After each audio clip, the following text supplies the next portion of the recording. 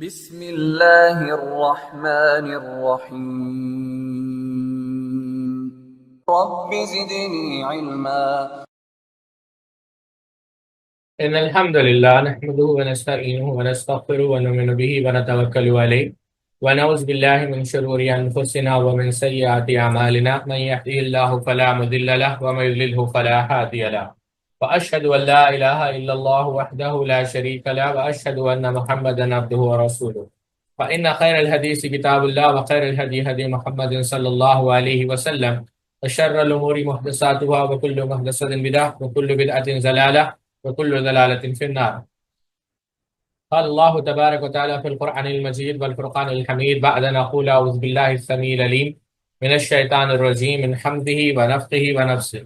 يا أيها الناس اتقوا ربكم الذي خلقكم من نفس واحدة وخلق منها زوجها وبث منهما رجالا كثيرا ونساء واتقوا الله الذي تساءلون به والأرحام إن الله كان عليكم رقيبا. الحمد للہ خالق الوجود من العدم الذي علم بالقلم علم الانسان ما لم يعلم والصلاة والسلام على سید الاشرف الانبیاء المرسلین نبینا محمد وعلى آلہ واصحابہ اجمعین. اما بعد،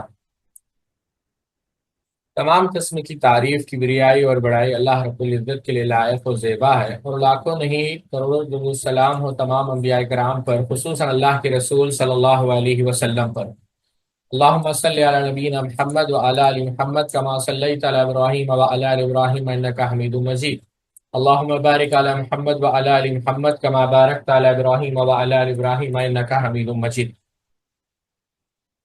پچھلے درس میں ہم نے یہ دیکھا کہ جیسا کہ پچھلی نشست میں ہم نے دیکھا کہ فقہائے سبا کا تعارف، فقہائے سبا کون تھے اور اس وقت کے حالات کیا تھے، اس وقت علوم کی تدوین کیسے ہو رہی تھی، اور مختلف علوم و فنون کا عالم کیا تھا، مختلف جو اسلامی سلطنت کے شہر تھے، اسلامی سلطنت کے علم کے مراکز تھے، اس کے بارے میں جو کچھ بھی جمع کیا گیا تھا اس پر ہم نے گفتگو کی الحمدللہ.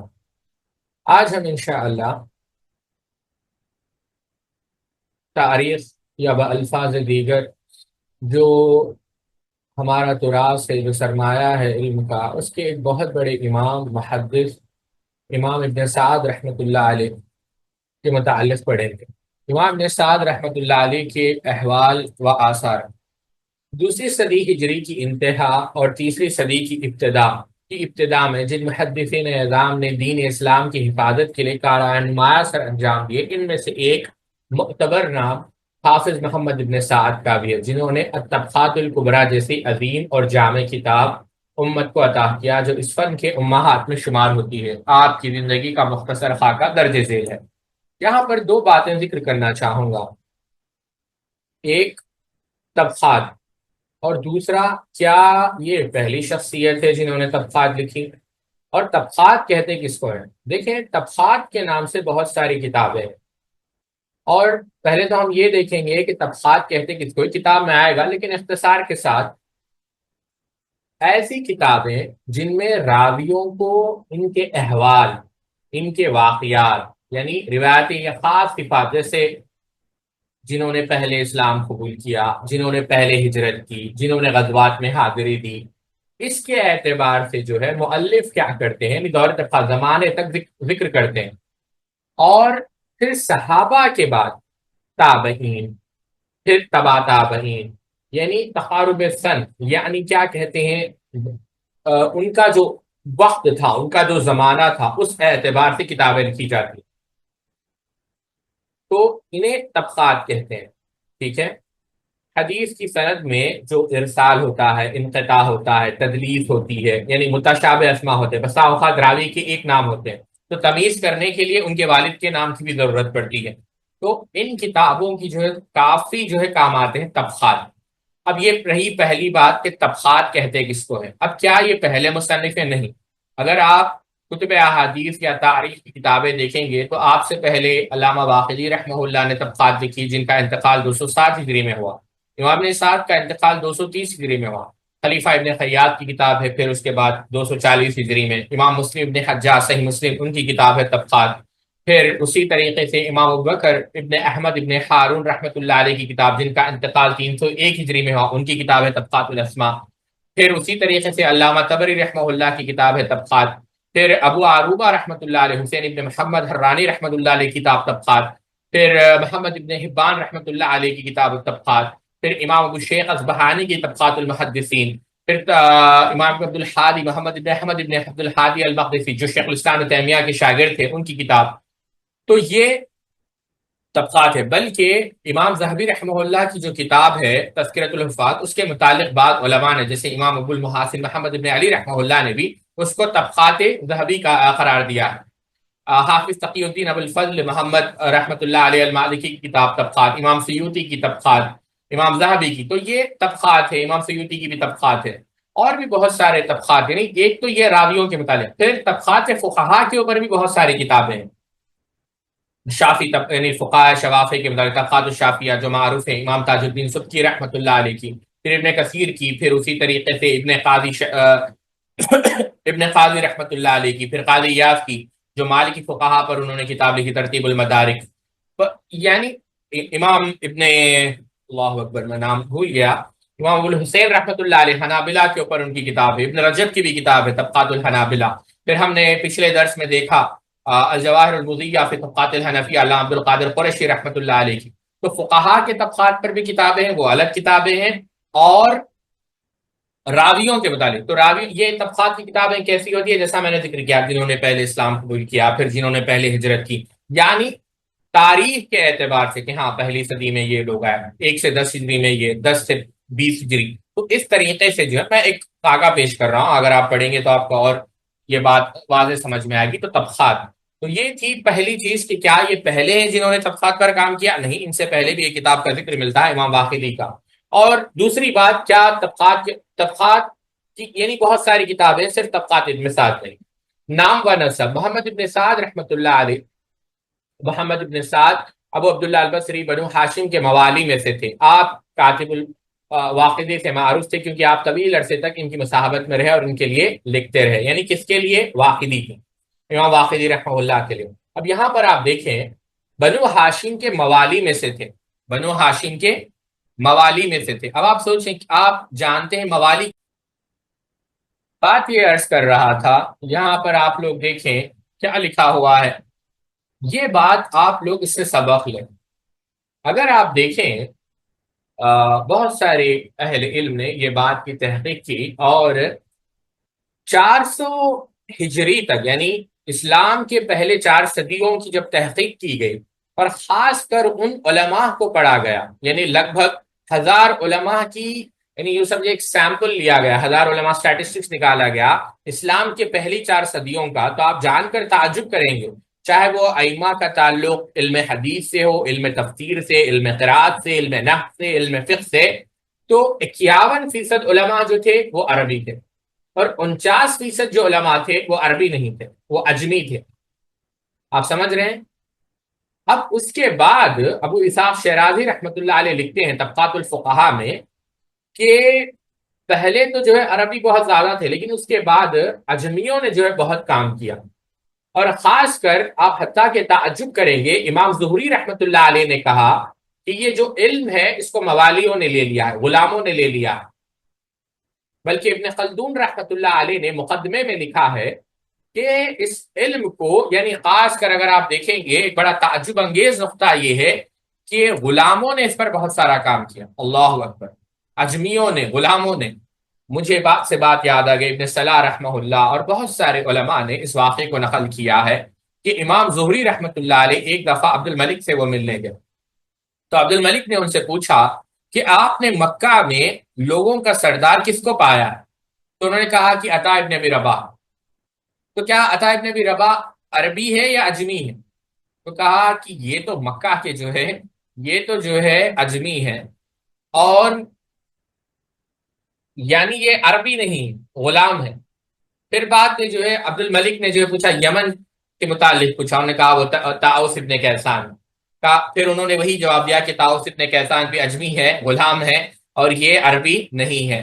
پھر پوچھا مصر کے بارے میں، کہا وہاں پر یزید ابن ابی حبیب ہے، پھر وہی جواب ملا۔ پھر شام کے متعلق پوچھا تو امام زہری نے کہا معقل دمشقی ہے۔ پھر جزیرت العرب کے متعلق پوچھا، کہا وہاں پر محمود ابن مہران ہے۔ پھر خراسان کے متعلق پوچھا، کہا وہاں پر ضحاک ابن مزاحم ہے۔ پھر بصرہ کے متعلق پوچھا، کہا وہاں پر حسن بصری۔ پھر کہا کہ کوفہ میں کون ہے، کہا ابراہیم النقی ہے۔ کہا کہ ابراہیم النقی کون ہے، کہا وہ عربی ہے۔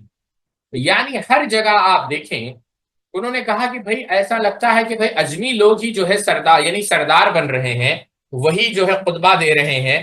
تو اس وقت امام ظہوری رحمت اللہ علیہ نے کیا کہا امیر المؤمنین یہ اللہ کا دین ہے، یعنی اللہ جس کو چاہے اس کو نوازے۔ یعنی یہاں پر نسب کے متعلق، نسب کو دیکھ کر، دولت کو دیکھ کر علم نہیں دیا جائے گا۔ جو بھی محنت کرے گا اللہ رب العزت، جو بھی مخلص ہوگا عاجزی اور انکساری کے ساتھ اللہ رب العزت سے مدد طلب کرے گا، اللہ رب العزت کی مدد کرے گا۔ تو آپ دیکھیں حالانکہ یہ لوگ غلام تھے، آزادی ان کے پاس نہیں تھی۔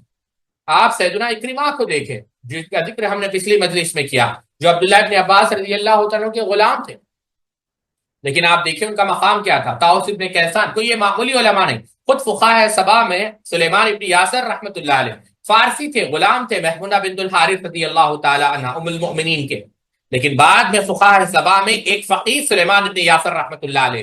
حسن بصری کو کون نہیں جانتا؟ محمد ابن سیرین کو آپ لے لیں، محمد ابن سیرین رحمۃ اللہ علیہ کی جو والدہ امی جو تھی، آپ تعجب کریں گے، جو بھٹی ہوتی ہے نا باسکٹ، اس کو جو ہے وہ گوندا کرتی تھی، اور ان کے جو والد تھے اللہ اکبر، یعنی محمد ابن سیرین رحمۃ اللہ علیہ نہیں، محمد ابن سیرین رحمۃ اللہ علیہ جو ہے یہ انس ابن مالک رضی اللہ عنہ کے غلام تھے، اور عطا ابن ابی رباح جن کا ذکر آیا ہے کہ مکہ کے جو ہے وہ فقیہ تھے، مفسر تھے، یعنی اس وقت کے خلفاء۔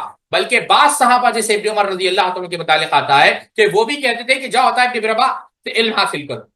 ان کے متعلق آتا ہے عطا ابن ابی رباح رحمہ اللہ کے متعلق کہ ان کی جو والدہ تھی، جو بھٹیاں ہوتی ہیں نا باسکٹ، اس کو جو ہے وہ گوندا کرتی تھی، نہیں ویو کیا کرتی تھی، اور ان کے جو والد تھے وہ افریقہ سے تھے، لیکن وقت کے محدث بنے، فقیہ بنے، بلکہ مکہ کے وہ مفتی تھے۔ نافع جو ابن عمر رضی اللہ تعالیٰ کے غلام تھے، فارس سے تعلق رکھنے والے تھے۔ امام سیبوی رحمۃ اللہ علیہ جنہوں نے عربی گرامر پر سب سے پہلی کتاب لکھی، عمر ابن عثمان، یعنی علم دنیا میں سیبوی سے جانے جاتے ہیں، عمر ابن عثمان رحمۃ اللہ علیہ، الکتاب جو ان کی کتاب ہے، وہ کہاں سے تھے؟ یعنی وہ بھی اجمی تھے۔ عبداللہ مبارک رحمۃ اللہ علیہ کو آپ دیکھ لیں، ان کے جو والد تھے مبارک خراسان سے تعلق رکھنے والے تھے، ان کا بھی یعنی یہ بھی غلاموں میں سے تھے۔ امام ابو حنیفہ رحمۃ اللہ علیہ اجمی تھے۔ بتانا مقصد یہ ہے ساتھیوں کہ آپ دیکھیں ابن سعد رحمۃ اللہ علیہ، اللہ اکبر، آج ان کا مقام آپ دیکھیں، بنو ہاشم کے موالی میں سے تھے۔ آپ کاتب الواقدی معروف تھے کیونکہ آپ طویل عرصے تک ان کی مصاحبت میں رہے اور ان کے لیے لکھتے رہے۔ آپ کی ولادت عراق کے مشہور شہر بصرہ میں 168 ہجری میں ہوئی، اور وہیں پلے بڑے۔ طالب علم کا آغاز بصرہ ہی سے کیا اور اکابرین علم کے زانوہ تلمس طے کیا۔ تحصیل علم امام نے ساتھ، میں حوالے سے نہیں پڑھ رہا ہوں کیونکہ آپ حوالے دیکھ سکتے ہیں۔ تو امام نے ساتھ کا زمانہ علم حدیث کی نقل و روایت اور تدریس کا گری عہد تھا۔ علم حدیث کے بڑے بڑے مراکز بلاد اسلامیہ میں قائم ہو چکے تھے جہاں اکابرین کا فیض عام جاری تھا۔ آپ نے بصرہ سے علم تشنگی کے بجانے کے بعد دیگر مقامات کا سفر کیا جن میں بغداد حاصل خاص طور سے قابل ذکر ہے، یہاں طویل عرصے تک آپ کا قیام رہا۔ اس کے علاوہ علمی اسفار میں آپ نے علم و علماء کے جندیار کا رخ کیا، ان میں مکہ، مدینہ، کوفہ وغیرہ کا رخ کیا اور وہاں کے اہل علم سے استفادہ کیا، یہاں تک کہ ایک عظیم محدث، بے مثال مؤرخ، ماہر انساب اور امام جرح و تعدیل بن کر ابھر آئے۔ اللہ اکبر۔ آپ دیکھیں اگلے صفحے پر جائیں، آپ دیکھیں یہاں پر آپ کہیں بھی جب کسی بھی عالم کی سیرت پڑھیں گے ساتھیوں، آپ دیکھیں گے کہ وہ ہمیشہ سے جو ہے سفر کرتے رہے، ہمیشہ سے۔ میں کہوں گا آپ کو اگر آپ پڑھنا چاہیں امام خطیب بغدادی رحمۃ اللہ علیہ کی جو کتاب ہے الرحلہ، جس میں خاص کر انہوں نے ان علماء کا ذکر کیا جنہوں نے بسا اوقات صرف ایک حدیثوں کے لیے جو ہے سفر کیا، اس کا اردو میں بھی ترجمہ ہوا ہے، انگلش میں بھی ترجمہ ہوا ہے، آپ اس کو ضرور پڑھیں۔ اور یعنی سفر ہمیشہ آپ علماء کی زندگی میں دیکھیں گے۔ امام ذہبی ابن مندہ رحمۃ اللہ علیہ کے متعلق لکھتے ہیں کہ کئی سالوں تک آپ سفر کرتے رہے، اب جب سفر کر کر آپ واپس آئے تو 40 اونٹوں پر آپ کی کتاب ہے۔ ابن مندہ رحمۃ اللہ علیہ جن کی کتاب التوحید، کتاب الروح معروف ہے، بلکہ بحر الرائق کے مقدمے میں ایک عجیب واقعہ لکھا ہے کہ جب بلخ بلخ یعنی آج جو افغانستان میں علاقہ ہے، خلف ابن ایوب رحمت اللہ علیہ، جو انہوں نے کیا کیا، انہوں نے اپنے بیٹے کو جو ہے بھیجا، کہاں بھیجا؟ خلف ابن ایوب نے اپنے بیٹے کو بغداد بھیجا۔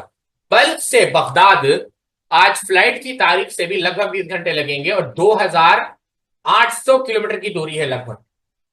تو وہ 50,000 درہم دے کر بلخ سے بغداد گئے، کون؟ خلف ابن ایوب رحمہ اللہ کے بیٹے۔ اور جب وہاں سے واپس آئے تو ان کے والد نے پوچھا کہ کیا سیکھ کر آئے؟ 2800 کلومیٹر، 2800 واپس 5600 کلومیٹر سفر کر آئے، تو کیا سیکھ کر آئے؟ اس دور کی بات میں کر رہا ہوں آپ۔ کہا کہ ایک مسئلہ سیکھ کر آیا۔ کہا وہ مسئلہ کیا؟ کہا طہارت کے متعلق، عورتوں کے طہارت کے مسائل کا ایک مسئلہ میں سیکھ کر آیا ہوں، حیا مانے ورنہ میں وہ مسئلہ بھی آپ کو بیان کرتا، وہ مسئلہ جو ہے بیان کر جو ہے میں وہ مسئلہ سیکھ کر آیا۔ جب وہ مسئلہ جو ہے انہوں نے بیان کیا تو ان کے والد نے کہا واللہ، اللہ کی قسم، اللہ نے تمہارے سفر کو ضائع نہیں کیا، یعنی تم ایک مسئلہ سیکھ کر آئے وہی کافی ہے۔ اللہ اکبر، یعنی سفر کی اتنی اہمیت ہے۔ اور آپ دیکھیں علماء کیسے سفر کیا کرتے۔ امام میں بھول گیا نا، امام ابوبکر رحمۃ اللہ علیہ، امام ابوبکر رحمۃ اللہ علیہ کہتے ہیں، امام ذہبی سیر اعلام النبلاء کے اندر لکھتے ہیں کہ وہ ایک حدیث کا نسخہ ڈھونڈنے کے لیے 2800 کلومیٹر انہوں نے سفر کیا، اور وہ نسخہ بتاتے ہیں اپنے تلامذہ کو، اپنے شاگردوں کو، کہتے ہیں کہ یہ نسخہ میں کسی روٹی بیچنے والے کو اگر دے دیتا تو اس کے عوض وہ ایک روٹی بھی جو ہے مجھے نہ دیتا، لیکن مجھے پتا ہے کہ اس حدیث کے نسخے کو تلاش کرنے کے لیے میں نے 2000 کلومیٹر سفر کیا۔ تو ہمیشہ ساتھیوں آپ دیکھیں علماء نے بہت محنت سے علم حاصل کیا۔ آپ دیکھیں کوئی معمولی بات نہیں ہے کہ کتنا علم ان لوگوں نے حاصل کیا، اللہ اکبر، کتنی محنت ان لوگوں نے کی۔ بات سے بات ہمیں یاد آ گئی، امام ذہبی رحمت اللہ علیہ سیر اعلام النبلاء آپ اٹھا کر دیکھیں، اس میں لکھتے ہیں عبد الرحمن ابن ابی حاتم رحمت اللہ علیہ کے مطابق، وہ اس کے اندر لکھتے ہیں بڑا عجیب واقعہ۔ اور امام ذہبی رحمت اللہ علیہ کے علاوہ اگر آپ پڑھنا چاہیں مقدمہ جرح و تعدیل بھی آپ اٹھا کر دیکھیں، عبد الرحمن ابن ابی حاتم خود لکھتے ہیں کہ میں نے میرے والد سے سنا ہے، ابی حاتم رحمت اللہ علیہ سے، کہ وہ میں بصرہ میں 214 ہجری میں داخل ہوا، اور وہاں پر 8 مہینے میں رکا، لیکن میرا ارادہ یہ تھا کہ میں 1 سال رکوں، لیکن میں 1 سال اس لیے رک نہیں پایا کیونکہ میرے پاس پیسے نہیں تھے، اور جو میرے آنکھ پر کپڑے تھے میں نے وہ بھی بیچ دیے،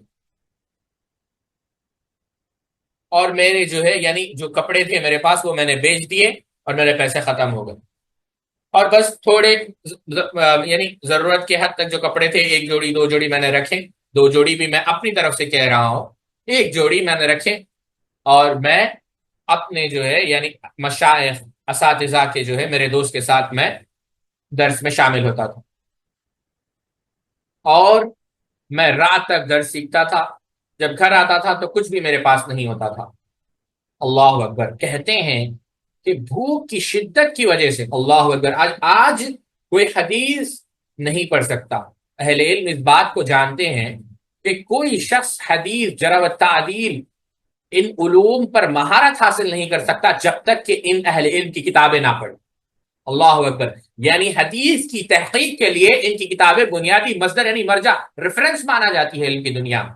وہ کہتے ہیں اللہ اکبر کہ جب میں رات کو پہنچتا، میرا دوست چلے جاتا، میں تنہائی، میں اور میری تنہائی، اور میں بھوک کی شدت کی وجہ سے صرف پانی پیتا تھا تاکہ اپنی بھوک کو مٹا دوں۔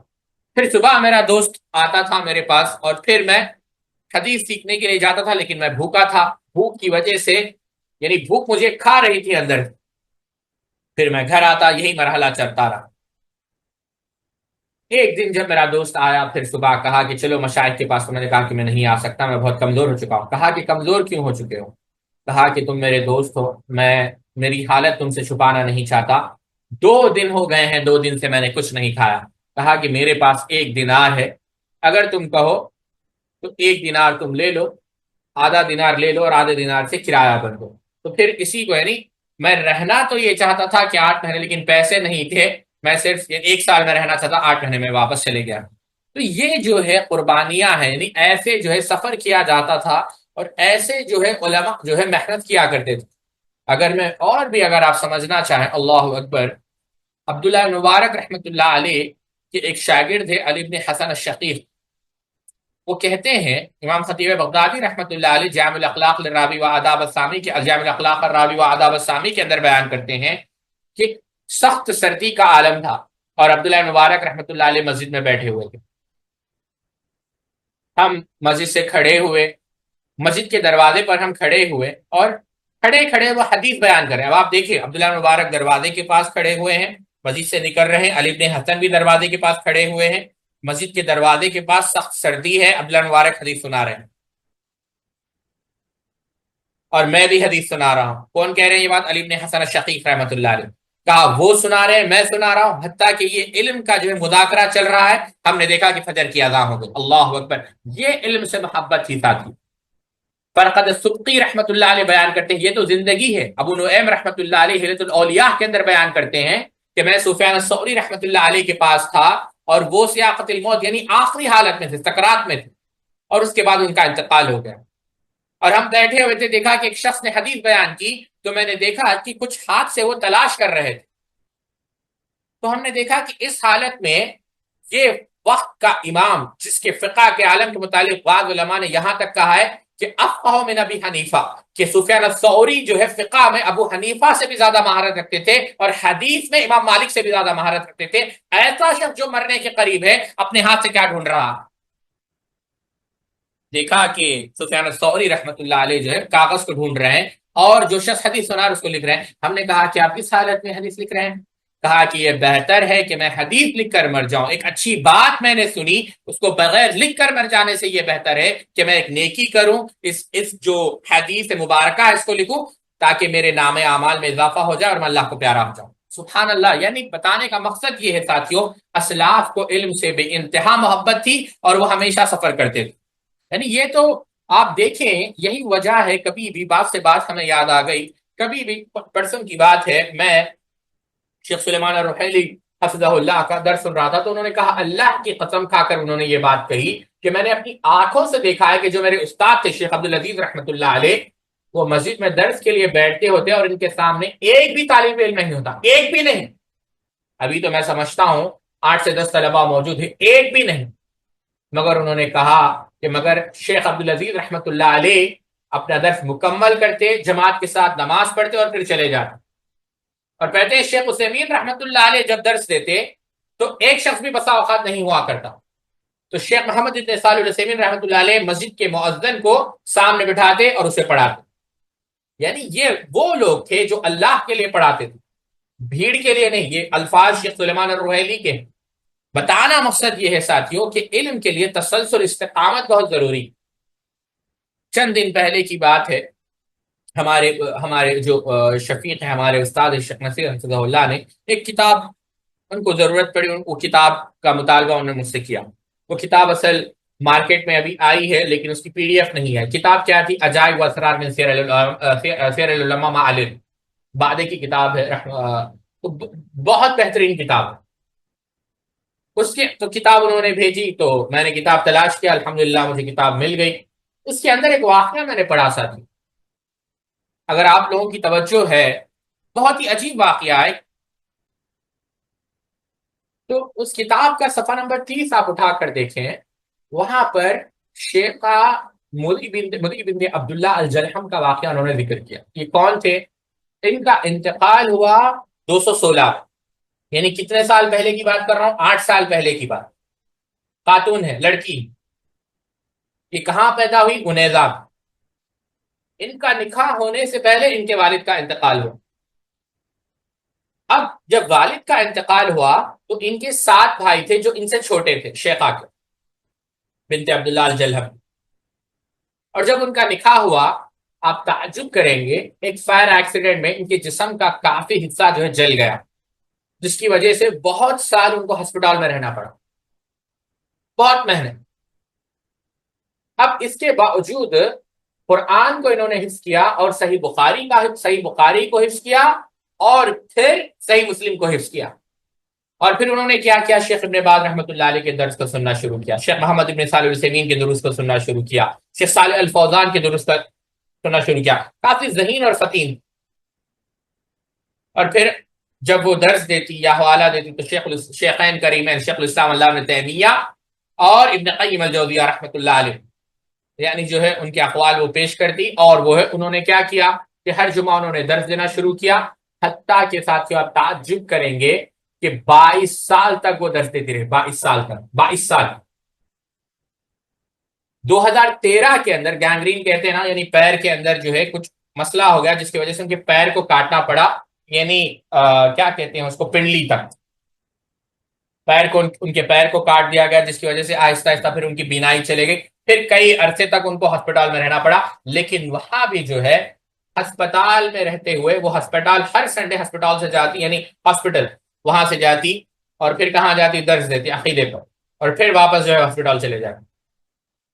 اور جب شیخ نے لکھا ہے کتاب کے اندر صفحہ نمبر 30 عجائب و اسرار من سیر العلماء مع العلم، کہ جب کاؤنٹ کیا گیا کہ کتنی کتابیں انہوں نے پڑھائی تو 75 کتابیں انہوں نے پڑھائی اپنی زندگی میں، 75، یہ 22 سال کی 75 کتابیں، 75، جس میں صحیح بخاری کی شرح ہے، کتاب التوحید کی شرح ہے، عقیدہ واسطیہ کی شرح ہے، امام بربہاری کی شرح السنہ کی شرح ہے۔ اور آپ اندازہ کریں ان کا انتقال کب ہوا، ابھی ان کی 60 سال عمر بھی نہیں ہوئی، اس سے پہلے انتقال ہوا رحمہ اللہ، اللہ ان کی قبر پہ کروڑوں رحمت فرمائے، آمین۔ اب آپ دیکھیں 60 سال کی زندگی نہیں ہے، اس سے پہلے 22 سال انہوں نے پڑھایا، مطلب 28 سال سے انہوں نے پڑھانا شروع کیا، یعنی 22 سال سے تو زیادہ ہی انہوں نے پڑھایا ہے، تو آپ 25 سال سے انہوں نے پڑھانا شروع کیا، اور کافی عرصے تک وہ پڑھاتی رہی، اللہ اکبر۔ اور ہمارے پاس کیا ہے، ایک چھوٹا سا مسئلہ آ گیا، انسان جو ہے تھک جاتا ہے۔ دوسری مثال آپ لے لیں، ابھی معروف باحیات ہے دکتور کاملہ جو قطر کی ہے، بڑے بڑے علماء نے ان کی جو ہے تعریف کی ہے، شیخ علامہ عبد الرحمن البراق، شیخ عبد الرحمن ابن محمود، شیخ خالد المشیقی، بڑے بڑے فقہاء انہوں نے تعریف کی تھی، بلکہ ان کی شروحات ہے روض المربی پر، روضۃ الناظر پر، شرح الممتی پر، اور بلکہ ان کے جو ہے مقالات چھپے ہوئے ہیں اصول پر، فقہ پر، حدیث پر، لغت پر، تفسیر پر۔ اور آج کیا ہے، بس ایک، اسی لیے ساتھیو ایک انسان کو چاہیے اخلاص، اور جب انسان مخلص ہو کر اللہ رب العزت سے علم کا سوال کرتا ہے، امام ابن زید القیروانی رحمۃ اللہ علیہ کے متعلق آتا ہے کہ ان کے پاس اولاد نہیں، جب انہوں نے کتاب الرسالہ لکھی تو وہ اس رات محراب میں جو ہے انہوں نے کتاب کو رکھا اور اللہ سے دعا مانگی کہ اللہ میری تو کوئی اولاد نہیں ہے، اس کتاب کو میرے نسل کا قائم مقام بنا دو۔ شیخ ضرور رحمۃ اللہ علیہ نے اس کتاب کی شرح کرتے ہوئے لکھا ہے کہ اللہ رب العزت نے ان کی دعا قبول کی، کیونکہ اس کتاب کے لکھے جانے سے لے کر آج تک، یعنی 500 سال جب کی بات کر رہا ہوں میں شیخ ضرور کے زمانے کی، ہر سال کوئی نہ کوئی عالم اس کتاب کی شرح کرتا آیا ہے، اس کتاب کی شرح کرتا آیا ہے۔ عبداللہ بن مسعود رضی اللہ عنہ کو آپ لے لیں، 5 اصحاب یعنی عبادلہ میں سے ایک عبداللہ ہے، جسمانی طور پر کمزور تھے لیکن آپ ان کے فقہ کا مقام دیکھیں۔ حبیب اللہ شہروانی نے ان علماء کا ذکر کیا ہے جو بصیرت سے جو ہے محروم تھے، نابینا علماء، لیکن وہ بصیرت سے محروم رہنے کے باوجود علم کے اندر ایک مقام رکھتے تھے۔ مسروق رحمت اللہ علیہ کی جو کمر تھی نا وہ جھکی ہوئی تھی، اس کے باوجود وقت کے بہت بڑے محدث تھے۔ علقمہ رحمت اللہ علیہ، وہ چھوڑے گا، عبد الرحمن ابن ہرمز العارج، عارج کسے کہتے ہیں، لنگڑے کو، معذور تھے ایک پیر سے، لیکن عبد الرحمن ابن ہرمز العارج روایت نقل کر رہے ہیں صحابہ کے، یعنی سید، یعنی محدثین کے جو سردار ہے ابو ہریرہ رضی اللہ تعالی عنہ سے۔ علقمہ رحمۃ اللہ علیہ کا بھی یہی حال تھا، شہید یعنی جنگ کے اندر ان کی ایک ٹانگ جو ہے شہید ہو گئی رائے خدا میں، معذور تھے لیکن اس کے باوجود وقت کے فقیہ تھے۔ قاضی شریح رحمۃ اللہ علیہ، ان علماء کے متعلق جب آپ پڑھیں گے آپ کو سمجھ میں آئے گا۔ عطا اللہ حنیف بوجیانی رحمۃ اللہ علیہ، فالج کا حملہ ان پر ہوا تھا، مولانا نعیم الحق نعیم رحمۃ اللہ علیہ نے یہ بات لکھی، 5 سال تک جو ہے وہ پلنگ پر رہے، بستر پر رہے، اس 5 سال کے اندر پوری سیر اعلام النبلاء انہوں نے پڑھی۔ عبد الرؤف جھنڈا نگری رحمۃ اللہ علیہ کے متعلق شیخ ظفر حسن مدنی حفظہ اللہ سے ہم نے سنا کہ جب وہ علیل تھے، بیمار تھے، تو ہاسپٹل میں رہتے ہوئے انہوں نے امام ذہبی کی پوری سیر اعلام النبلاء پڑھ ڈالی۔ محمد ہاشم طاہری حفظہ اللہ کویت کے معروف عالم دین ہیں، لکھتے ان سے کسی نے پوچھا کہ سیر اعلام النبلاء آپ نے کیسے پڑھی؟ کہا میں رات میں سونے سے پہلے تھوڑی تھوڑی پڑھتا تھا، چند دن کے اندر میں نے پوری سیر اعلام النبلاء پڑھ ڈالی۔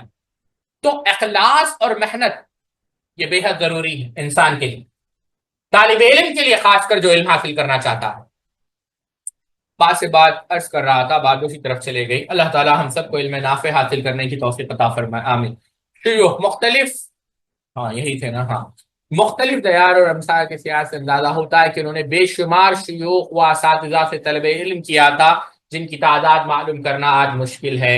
چند اہم شیوخ اسماء گرامی یہ ہے: احمد بن ابراہیم، احمد بن عبداللہ، احمد بن محمد، اسحاق، اسماعیل ابن ابراہیم، اسماعیل ابن عبداللہ، انس بن یاز، حجاج بن محمد، حجاج بن منحال، حسین ابن متوکل، خالد بن مخلد، سعید ابن ابراہیم، سعد ابن ابراہیم، سعید ابن سلیمان، سعید ابن عامر، سفیان ابن اوینا، سلیمان ابن حرب، شعیب ابن حرب، عبد الرحمن ابن مہدی، عبداللہ ابن جعفر، عبداللہ ابن صالح، عبداللہ ابن مسلمہ، عبداللہ ابن وہاب۔ اگلے صفحے پر جائیں۔ عفان ابن مسلم، علاء ابن عبد الجبار، عمرو ابن عاصم، عمرو ابن حشیم، فضل بن دکین، قبیصہ ابن عقبہ، محمد ابن اسماعیل، محمد ابن عبداللہ، محمد ابن عبید، محمد ابن عمر، محمد ابن الفضل، محمد ابن جدید، مسلم بن ابراہیم، مصعب ابن عبداللہ، مطرف ابن عبداللہ، المعلّہ ابن اسد، معن ابن عیسیٰ، وکیع ابن الجرہ، ولید ابن مسلم، ہشام ابن الملک، حشیم ابن البشیر، یحییٰ ابن سعید القطان، یزید بن ہارون، یعقوب ابن ابراہیم۔ اگلے صفحے پر جائیں۔ رحمہ اللہ اجمعین۔ اب آپ دیکھیں یہ علماء ہیں، تو ظاہر سی بات ہے ایک ایک علماء کے متعلق آپ پڑھنا چاہیں تو یہاں پر تلامذہ علم و فضل کے کمال میں سبب اللہ تعالیٰ نے آپ کو بڑی شہرت اور نامروی عطا فرمائی تھی، اور آپ کی ذات طالبان علوم کی مرجع بن گئی۔ آپ سے کسب فیض کرنے والوں کی تعداد کثیر ہے۔ چند اہم تلامذہ یہ ہے: احمد ابن عبید، احمد ابن یحییٰ، ابو بکر ابن ابی دنیا، امام ابی دنیا رحمۃ اللہ علیہ، حارث ابن محمد، حسین ابن محمد رحمہ اللہ اجمعین۔ علم و فضل: امام نے سعد نے حسن انہماک اور اخلاص کے ساتھ علم دین حاصل کیا تھا۔ اس کے برکات نے انہیں علم و فضل کی عظیم شخصیت بنا دیا تھا۔ وہ بلند پایا محدث اور ماہر فن رجال تھے۔ آپ حدیث، علوم حدیث، تاریخ، مغازی و سیر میں یکساں مہارت اور کمال رکھتے تھے۔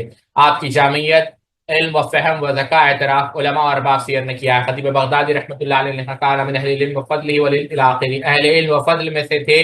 طبقات صحابہ اور تابعین کے بارے میں بہترین اور عمدہ جید کتاب تصنیف فرمائے۔ ابن خلیقان رحمۃ اللہ علیہ لکھتے ہیں: فضلاء، نبلاء اور اکابرین میں شمار ہوتے تھے، صدوق اور ثقات تھے۔ حافظ ذہبی رحمہ اللہ نے حجہ حافظ کا خطاب دے کر فرمایا: علم کے خزانوں میں سے تھے، علم کے پیالوں میں سے تھے، یعنی اور جو آپ کے طبقات کو دیکھے گا آپ کے کثرت علم کے لیے جھک جائے، آپ کی کثرت علم کے لیے جھک جائے گا۔ اللہ اکبر۔ حافظ ابن حجر رحمۃ اللہ علیہ تہذیب التہذیب میں لکھتے ہیں: آپ بڑے بڑے حفاظ ثقات جو علم کی تلاش و جستجو کرتے تھے ان میں سے ایک ہے۔ ابن سعد رحمۃ اللہ علیہ کتب ستہ میں روایت۔ حافظ مزی رحمۃ اللہ علیہ اور امام نے حجر نے تصریح کی کے مطابق امام نے سعد کی کتب ستہ میں صرف ایک روایت سنن ابو داؤد میں موجود ہے، یعنی امام ابو داؤد رحمۃ اللہ علیہ ان سے روایت نقل کی۔ حافظ ابن حجر نے یہاں تک فرمایا ابن سعد کی کتب حدیث میں مذکور روایت کے علاوہ اور کوئی روایت موجود نہیں۔ مؤلفات: امام نے سعد، مؤلفات یعنی ان کی تعلیفات، امام نے سعد نے جہاں اپنے علم و فن سے درس و تدریس کے ذریعے لوگوں کو فائدہ پہنچایا، وہیں اپنی وسیع معلومات سے مستقبل میں آنے والے نسلوں کے استفادے کے لیے گرا قدر مصنفات یا دیگر مصنفات یادگار چھوڑی۔ امتداد زمانہ کے ہاتھوں ان کی اکثر کتابیں اب ناپید ہے۔ طبقات ابن سعد کے علاوہ چند کتابیں مخطوطات کی صورت میں محفوظ ہے۔ آپ کے شاگرد اور طبقات ابن سعد کے راوی حسین ابن فہم نے آپ کے ترجمے میں لکھا: آپ کثیر العلم، کثیر الحدیث اور روایت اور کثیر الکتب تھے۔ حدیث غریب اور فقہ میں متعدد کتابیں تصنیف فرمائی۔ چند اہم تصانیف جن کا ذکر کتابوں میں ملتا ہے وہ درج ذیل ہے: طبقات الکبریٰ، جو ابھی ہم پڑھیں گے انشاءاللہ، نیکسٹ طبقات الصغریٰ، پھر اسی طریقے سے ابو الحسن بصری رحمہ اللہ کا جو سیرت لکھی، پھر اسی قصیدہ لکھا، پھر اسی طریقے سے تاریخ یہ ہے۔ وفات ابن حسینی 4 کتابیں ذکر کی۔ امام نے سعد رحمۃ اللہ علیہ کا انتقال 230 ہجری میں 62 سال کی عمر میں بغداد میں ہوا۔ کتب طبقات کا تعارف، جیسا ہم نے ذکر کیا، کتب طبقات: علم الرجال، علوم حدیث کی اصطلاح میں رجال حدیث کی روایت کرنے والے ان اشخاص کو کہا جاتا ہے جن کے توسط سے حدیث ہم تک پہنچی، اور علم رجال اس فن کو کہا جاتا ہے جس میں اشخاص کے نام، کنیت، لقب، حسب و نسب، اساتذہ، تلامذہ، حالت علمیہ، دینی و اخلاقی حالت اور تاریخ وفات وغیرہ کا مفصل ذکر ہوتا ہے۔ علوم حدیث کا مطالعہ کرنے سے اندازہ ہوتا ہے کہ نقد حدیث کے زیادہ تر قواعد رجال سے متعلق ہے، بلکہ حدیث کے صحت و ضعف کا دار و مدار بھی رجال پر ہے۔ اس کا اندازہ صرف رجال پر نہیں ہے، کیونکہ اس رجال کے علاوہ بھی بسا اوقات بہت ساری چیزیں ہوتی ہے، صرف رجال پر نہیں ہے۔ اس کا اندازہ اس سے بھی لگایا جا سکتا ہے کہ صحیح حدیث کے لیے علماء نے جن 5 شرائط کا ذکر کیا ہے ان میں سے 4 بلا واسطہ رجال سے متعلق ہے، یعنی ایک منٹ، 4 بلا واسطہ رجال سے متعلق ہے، یعنی اتصال سند، عدالت ضبط اور عدم شذوذ، اور 5ویں شرط یعنی عدم علت بھی بالواسطہ رجال سے تعلق رکھتی ہے بالواسطہ۔ اس طرح ہم کہہ سکتے ہیں، ظاہر سی بات ہے اس سے بھی بہت سارے علماء نے اب ضبط کو تام الضبط بھی کہا ہے، بہت ساری چیزیں ہیں، کیونکہ ہم ابھی اصطلاح حدیث نہیں پڑھ رہے ہیں تو ہم اس کو یہیں پر رکھتے ہیں۔ آ، جب انشاءاللہ جب کبھی ہم پڑھیں گے تفصیل کے ساتھ ہم بتائیں گے کہ یہ 5 شرطیں، پھر اس کے اندر تفصیل کیا ہے۔ علم رجال علوم حدیث میں بنیادی حیثیت رکھتا ہے، اور اس کی معرفت کے بغیر حدیث کی صحیح معرفت ممکن نہیں۔ بالکل 3 صدی ہجری کے آمد کے ساتھ ہی علم الرجال باضابطہ ایک فن کا شکل اختیار کر گیا، جس کے اصول و ضوابط کی تفصیلات سینکڑوں کتابوں کے ہزاروں صفحات پر پھیلی ہے۔ اسی طرح رجال حدیث کے تعارف اور ان کے اوپر جرح و تعدیل سے متعلق کتابیں لکھی گئی، ان کی تعداد بھی سینکڑوں تک پہنچی ہوئی ہے۔ ان میں سے بیشتر کتابیں ابھی نایاب ہے، صرف چند کتابیں ہی منظر عام پر آ سکی۔ اگر ہم ان کتابوں کا تفصیلی مطالعہ پیش کریں تو ایک ضخیم کتاب درکار ہوگی، جس کے لیے یہاں گنجائش ہے اور نہ موقع۔ البتہ ان کتابوں کی ترتیب میں محدثین اکرام نے جو منہج اختیار کیا اس کی وضاحت ضروری ہے، اس لیے کہ اس کا تعلق قلب موضوع سے ہے۔ کتب رجال کی ترتیب و ترتیب۔ کتب رجال کے مصنفین نے اپنی کتابوں کو درج ذیل 4 مناہج پر ترتیب دیا: نسب کی بنیاد پر، شہروں کی بنیاد پر، حرف تہجی کی بنیاد پر، طبقات کی بنیاد پر۔ ان چاروں مناہج ترتیب میں سے آخر ذکر یعنی طبقات کی بنیاد پر کتب رجال کی ترتیب ہماری موضوع سے متعلق ہے، لیکن ربط معلومات کے لیے بہت اختصار کے ساتھ چاروں مناہج کا ذکر کیا گیا ہے۔ پہلی، نسب کی بنیاد پر کتب رجال کی ترتیب۔ اس ترتیب کا مفہوم یہ ہے کہ مصنف ایک خاندان اور ایک قبیلے کے تمام روات کو ایک جگہ بیان کرے۔ مثال کے طور پر قبیلہ قریش میں پہلے بنو ہاشم کو ذکر کرے، پھر نضر اور قحطان کا افراد کا ذکر کرے۔ اس ترتیب کی سب سے پہلی مثال سیدنا عمر بن خطاب رضی اللہ عنہ کے دور خلافت میں ملتی ہے۔ انہوں نے فوج کا جو دیوان مرتب کرایا تھا، رجسٹر، اس میں اسی ترتیب کا لحاظ رکھا گیا جیسے ابن سعد نے لکھا ہے۔ اور جب 3 صدی ہجری میں رجال کی کتابیں لکھی گئی تو بعض مصنفین نے اسی ترتیب کو اختیار کیا۔ اس سے یہ بات بھی واضح ہو جاتی ہے کہ انساب اور قبائلی بنیاد پر کتابوں کی ترتیب کا خالص اسلامی دور کی ایجاد ہے، جاہلی دور سے اس کا کوئی تعلق نہیں۔ اس نہج کے مشہور اور قدیم کتابوں میں خلیفہ ابن خیاط کی کتاب الطبقات، ہم نے ذکر کیا نا 230، خلیفہ ابن خیاط کی کتاب الطبقات اور محمد ابن سعد کی طبقات الکبریٰ قابل ذکر ہے۔ دوسرا منہج، شہروں کی بنیاد پر۔ اس ترکیب کا مفہوم یہ ہے کہ مصنف ایک شہر کے تمام رجال ایک ساتھ بیان کرے۔ اس منہج کی کتابوں کو دیکھنے سے اندازہ ہوتا ہے کہ مصنفین نے اس شہر کو ترتیب میں سب سے مقدم رکھا ہے، جس میں یا تو روات کی تعداد سب سے زیادہ تھی یا اس کو دینی اور شرعی پہلوؤں سے کوئی فضیلت حاصل تھی۔ اور یہی وجہ ہے کہ تمام کتابوں میں مدینہ منورہ کو مدینہ النبویہ کہنا چاہیے، مدینہ المنورہ نہیں، جیسا شیخ حماد الانصاری نے کہا۔ مدینہ منورہ کو دیگر شہروں پر مقدم رکھا گیا، اس لیے کہ ابتدائی 2 صدیوں تک وہاں علماء کی تعداد سب سے زیادہ ہے، حتیٰ کہ بعد کے زمانے بھی مکہ اور مدینہ کی افضلیت کی وجہ اس سے مقدم رکھا گیا۔ علامہ الجوزی نے 6 صدی ہجری میں جب اپنی کتاب صفت الصفوہ ترتیب دی تو یہ ارادہ کیا کہ اس وقت سب سے بڑی علمی مرکز بغداد کو ترتیب میں مقدم رکھے، لیکن پھر مکہ اور مدینہ کے مرتبے و مقام کو دیکھتے ہوئے ارادہ تبدیل کر دیا اور کتاب کی ابتدا مدینہ کے رجال سے کی۔ اس ترتیب کے قدیم کتابوں میں سعد، امام مسلم حجاج اور ابن حبان کے، جیسا ہم نے ان کا ذکر کیا پہلے ہی، یہ یعنی شہروں کی نسبت۔ پھر حرف تہجی یعنی الفابیٹیکل آرڈر۔ اس ترتیب کا مفہوم یہ، پہلے لینیج، دوسرا سٹی یعنی لوکیشن، تیسرا کیا ہے؟ Alphabetical order. اس ترتیب کا مفہوم یہ ہے کہ راوی کے نام کے پہلے حرف کا اعتبار کرتے ہوئے اس راوی کو پہلے ذکر کیا جائے۔ نام الف سے شروع ہوتا ہے، پھر حروف تہجی کی ترتیب کے مطابق دوسری روات کا ذکر کیا جائے۔ منہج ترتیب میں یہ منہج سب سے آسان اور مفید مانا جاتا ہے، اس لیے متاخرین مؤلفین رجال نے اسی ترتیب کو اپنایا ہے۔ اس کا یہ مطلب نہیں ہے کہ منہج ترتیب بعد کی ایجاد ہے، بلکہ 3 صدی ہجری کے نصف اول ہی میں محدثین نے اس کو اختیار کر لیا تھا۔ کتب رجال میں جو کتابیں اس منہج پر ترتیب دی گئی، ان میں سے امام محمد ابن اسماعیل البخاری رحمۃ اللہ علیہ کی تاریخ الکبیر، امام مسلم کی الکنا، امام عقیلی کی الضعفاء، امام ابن حاتم اور رازی رحمہ اللہ کی جرح والتعدیل، امام ابن حبان کی المجروحین، یہ کافی شہرت رکھتی ہے۔ چوتھا، طبقات کی بنیاد پر کتب رجال کی ترتیب، یعنی جو اب ہم پڑھ رہے ہیں۔ کتب رجال کا طبقاتی ترتیب اس مقالے کا اہم حصہ ہے، اس لیے اس منہج کو تھوڑی تفصیل پیش کی جاتی ہے۔ ہم نے پہلے ہی ذکر کیا طبقات کا معنی کیا ہے. کوئی بتا سکتا ہے کہ طبقات کی بنیاد پر طبقات کا معنی کیا ہے؟ جیسا یہاں پر ذکر کیا گیا ہے کہ اصطلاح کے اندر اس کا معنی کیا ہے. ایک تو معنی لغوی معنی ہے اور دوسرا معنی جو ہے اصطلاحی معنی ہے. لغوی معنی کیا ہے؟ جماعت کے مطابقت معبود ہے جس کا معنی ہے. اب اصطلاح میں اس کا معنی کیا ہے وہ ہم دیکھتے ہیں. اگلے صفحے پر جائیں. اصطلاح میں اس کا معنی یہ ہے جیسا امام سخاوی رحمۃ اللہ علیہ نے لکھا، جن کی عمر یکساں ہو وہ اپنے اساتذہ سے بھی حصول علم اور استفادہ میں بہم یکساں ہو. تو اس کا جو ہے معنی اصطلاح میں یہ معنی. آپ سمجھ رہے ہیں میری بات؟ اب طبقے کی زمانی تحدید. جب محدثین نے روات کو طبقات میں تقسیم کیا تو ایک اصطلاح اختیار کر گئی. چنانچہ بعض علماء نے صحابہ کو ایک طبقہ مانا، تابعین کو طبقہ مانا دوسرا طبقہ، اور تبع تابعین کو تیسرا طبقہ، اور اسی حدیث نبوی سے استدلال کر دیا کہ کیا اللہ کے رسول صلی خیر القرون قرنی ثم الذین یلونہم ثم الذین یلونہم. ٹھیک ہے، ابھی آپ جانتے ہیں. اسی طرح تو صحابہ کو پہلے طبقے پر لیا گیا. ابن کثیر رحمۃ اللہ علیہ نے لکھا، ہجری نام کے لغوی عالم نے سیدنا ابن عباس ہم سے نقل کیا کہ طبقہ 20 سال کا ہوتا ہے. عباس نے 20 سال. تو طبقے کی تحدید میں اختلاف ہے.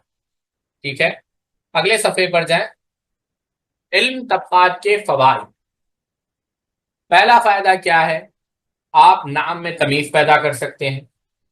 ٹھیک ہے، یعنی طبقات کے روات کی معرفت سے ہی یہ چیز ممکن ہو سکتی ہے، کیونکہ اگر دو نام متشابہ ہو، سملر ہو، اب میرا نام فیصل ہے اور کوئی فیصل ہے تو میرے والد کا نام لیا جائے گا فیصل ابن مسعود. اگر کسی اور کے والد کا نام فیصل ابن مسعود ہے تو فیصل، اب پورا نسب ہمارا بیان کیا جائے گا، فیصل ابن مسعود ابن عقیل ابن ابراہیم ابن طالب ابن قاسم. آپ سمجھ رہے ہیں؟ تو پورا نسب بیان کیا جائے گا. تو کیا ہوگا اگر جب پورا نسب بیان کر دیا جائے تو یہاں پر مشکل نہیں ہوگی پہچاننے کے لیے کہ یہاں پر کون فیصل مراد.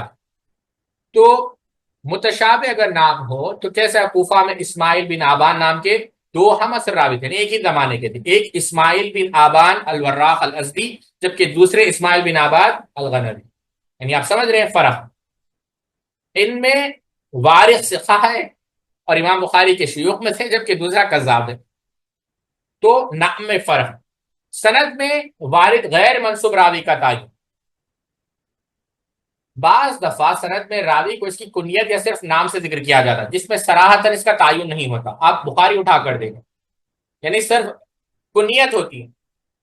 تو طبقات روات کی مدد سے اس کی وضاحت ہوتی ہے. جیسے سفیان الثوری اور سفیان بن عیینہ نے اکثر ایک ہی سلسلہ شیوخ سے روایت کیا اور اسناد میں سفیان کا نام کا تعین نہیں ہو پاتا کہ دونوں میں سے کون ہے. تو اس کی وضاحت یوں ہوتی ہے کہ امام ثوری نے ابن عیینہ کے مقدم طبقے سے اخذ کیا ہے جن ابن عیینہ نے نہیں پایا.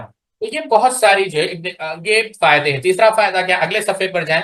علم طبقات کے ذریعے سے کذاب اور متروکین کی نشاندہی. پھر اخبار اور نقل میں غلط و ملط کی نشاندہی. پھر اگلے صفحے پر جائیں. کل ہم انشاءاللہ طبقات کی اہم کتابیں اور ان کا منہج دیکھیں گے. تو یہ کتابیں تو ہم نے ذکر کی ہے پہلے مقدمے میں، جو یہاں پر طبقات کی اہم کتابیں ہیں اور اس کا منہج. اگلے صفحے پر جائیں اور ایک نیکسٹ پیج پر جائیں، پھر اور نیکسٹ پیج پر جائیں. ہاں، تو کتب طبقات اور کتب تاریخ میں فرق. تو کل ہم دیکھیں گے کتب طبقات اور کتب تاریخ میں فرق کیا ہے. تو یہیں پر ہم اپنی بات کو روکتے ہیں. اللہ تعالیٰ سے دعا ہے اللہ رب العزت ہم سب کو کہنے سننے سے عمل کرنے کی توفیق عطا فرمائے. سبحانک اللہم و بحمدک اشہد ان لا الہ الا انت استغفرک و اتوب الیک. السلام علیکم و رحمۃ اللہ وبرکاتہ.